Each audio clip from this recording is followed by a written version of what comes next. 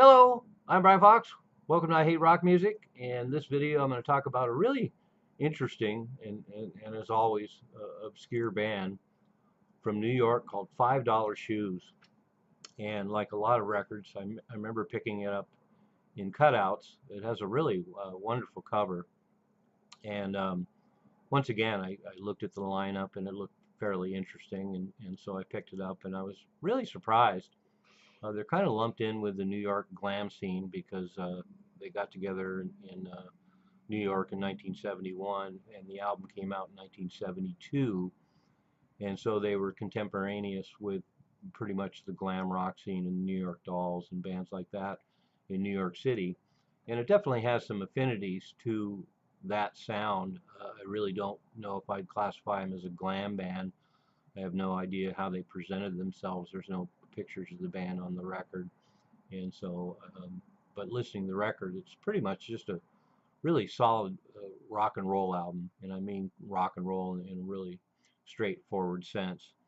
And I can hear some affinities to kind of what the New York Dolls did, but they seem to be more straightforward than that, and without the outrageous glam elements, and certainly not the sexual ambiguity or anything like that. So anyway, the band formed in 1971. Mike Milius on vocals, who later put out a solo album. Tom Graves on keyboards, Scott Woody on guitar, uh, Daniel Elfasy on drums, and a guy named Wallace on bass, who was in a 60s band called Street Noise that put out one album. But so the band, this is really interesting to me. The band apparently had a high enough profile that a lot of labels were interested in the band, but they ended up signing with Neighborhood Records, which was mostly known for Melanie. And the owner of Neighborhood Records had also worked with Joe Bryant. And so after $5 Shoes recorded the entire first album, um, the head of Neighborhood Records, who was their manager as well, brought in the bassist and drummer from Joe Bryant, and Greg Diamond on drums and Jim Gregory on bass, and just insisted that they replace the rhythm section in $5 Shoes, and that's what happened. So the lineup changed. The record came out, and a lot of it's penned by Greg Diamond, which is interesting since he's the drummer. But they integrated a whole bunch of new material penned by Greg Diamond on the album. There was a couple of songs left over from the original album recording that they included on the record. So it's a combination of the two. But they got promoted as well as they could, being on a small label like Neighborhood Records. The LP came out, definitely got some airplay, and they released two singles. One of them actually has a picture sleeve. I don't know if the picture sleeve is promo only, but they released the single Love Song in 1972, and then Your Rock and Roll Band in 1973. And so they existed basically from 1971 to 73. And Mike Milius has a really interesting voice, and that's one of the things I think that might get them lumped into the proto-punk scene in New York with the New York Dolls. He has a really distinctive, unforgettable voice, and the band is really solid. They kind of, like I say, kind of have songs that are kind of reminiscent of what the New York Dolls might be doing, but just a lot less dramatic and a little more straightforward rock and roll, and without the glam outrageousness. But I love the record. It's got a lot of seedy ballads on it.